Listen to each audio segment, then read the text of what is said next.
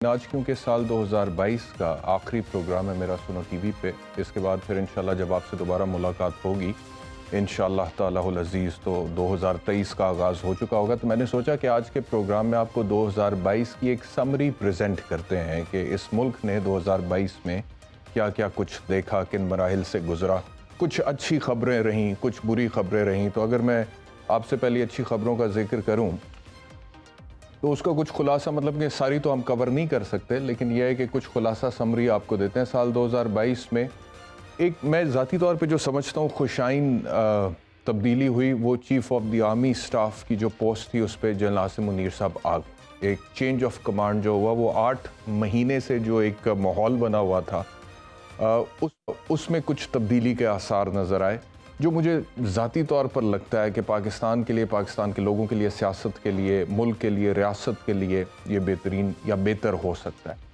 आगे चलें तो मैं आपसे अर्ज़ करूं कि सांगड़ में और डेरा इस्माइल ख़ान में गैस और तेल के ज़ख़ायर जो हैं वो कुछ दरियाफ़्त हुए हैं। ये एक अच्छी खबर है। बरतानिया ने पाकिस्तान को दुनिया के ख़तरनाक ममालिक की लिस्ट से बाहर निकाल दिया।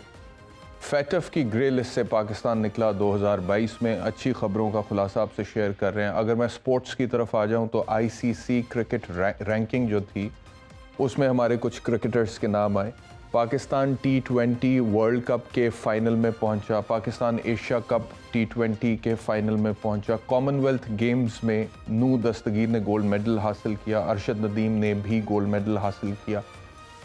अगर मज़ीद कुछ ख़बरों की मैं आपसे बात करूँ तो फिल्म इंडस्ट्री की बात करूं तो मौला जट फिल्म जो थी पाकिस्तान में बड़े अरसे बाद उसने तमाम रिकॉर्ड किए। जो खबरें हमारे पास हैं उसने तकरीबन 220 करोड़ रुपए का कारोबार किया और 11 साल बाद कोई पाकिस्तानी फिल्म भारत में अब रिलीज़ होने जा रही है।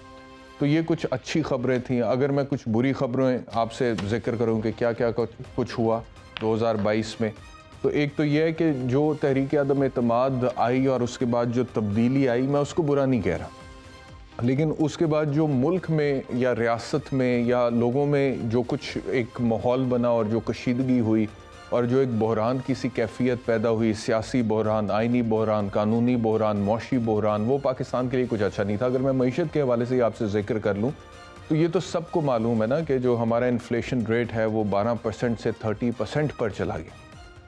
महंगाई में बहुत ज़्यादा इजाफा हो गया। पेट्रोल, गैस, बिजली, ये सारी कीमतों में बहुत ज़्यादा इजाफा हो गया। आम आदमी के लिए जीना मुश्किल हो गया। शाय खुर्दनोश की कीमतों में इजाफा हो गया। उसके साथ साथ हमने कुछ आइनी कानूनी बहरान देखा। जब वो तहरीक अदम एतमाद हो रही थी, इमरान खान साहब ने फैसला किया कि उसके ऊपर वोटिंग नहीं होगी। उस वक्त के स्पीकर की तरफ से रूलिंग आई, वो चैलेंज हो गई, आज खुद नोटिस हुआ सुप्रीम कोर्ट में, रात को 12 बजे अदालतें खुली।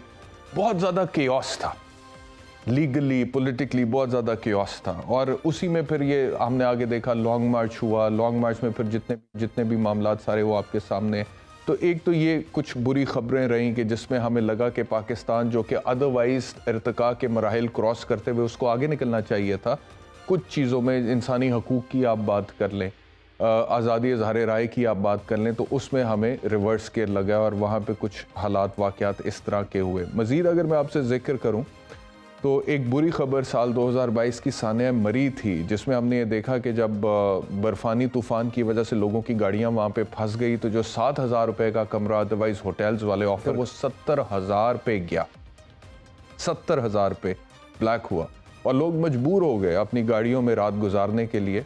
और फिर उसी के नतीजे में सानिया हुआ और तकरीबन 23 के करीब अमवात हुई, लोग जाँ बहक हुए।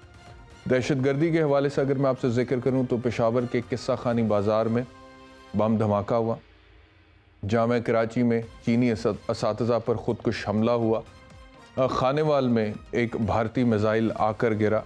और इसके अलावा सवात में तालिबान की मुबैना वापसी और दहशतगर्दी की हालिया लहर जो आप जानते हैं, जिसमें अभी हमने बन्नू में भी ये खबर देखी थी कि CTD के कंपाउंड में CTD के जो हमारे एहलकार थे उनको TTP वालों ने यरगमाल बना लिया था, जिसका बाद में हमारी फोर्सेस ने मुकाबला किया और उनको रिलीज़ करवाया।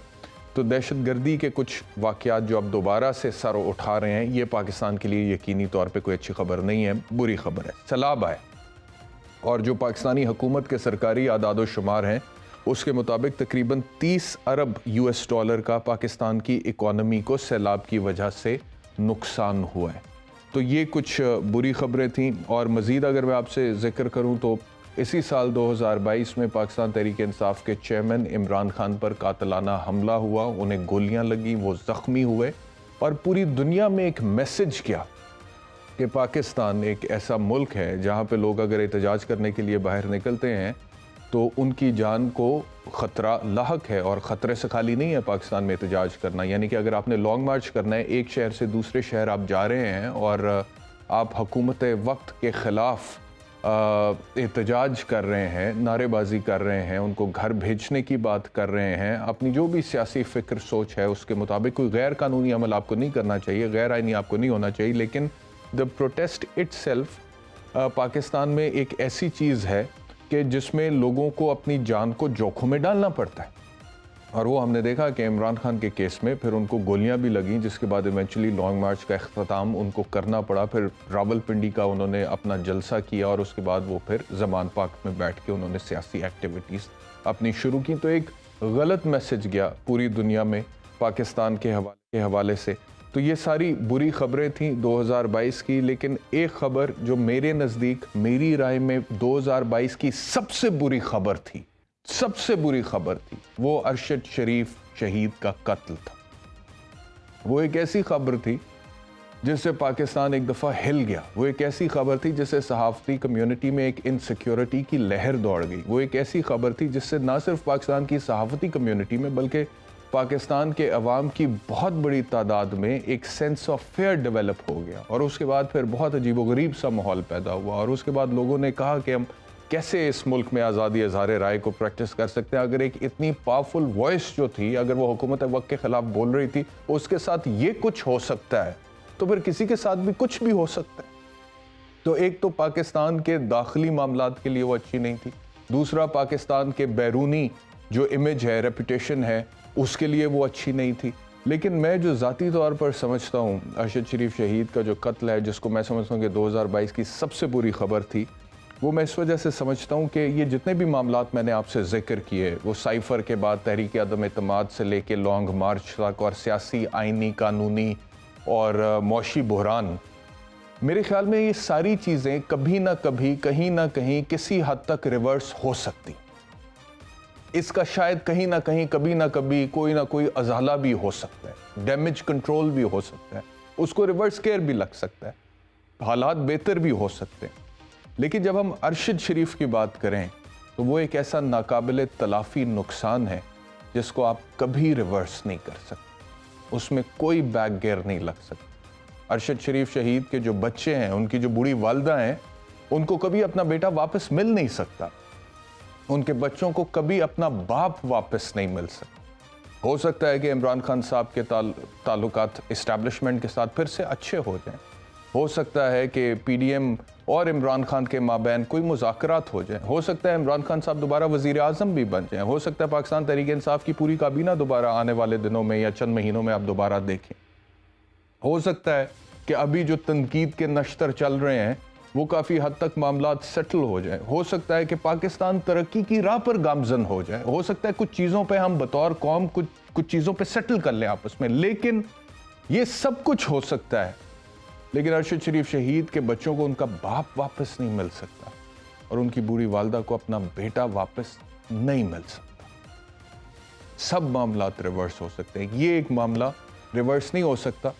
तो मैं इस वजह से समझता हूँ कि ये बड़ा ही एक अफसोसनाक वाक़या था जो काश के ना हुआ होता। लेकिन एक मुसलमान की हैसियत से हम सब का यकीन है, ईमान है, कुल्लू नफ्सन ज़ायक़तुल मौत, और हर जानदार को मौत का जायका तो चखना ही है।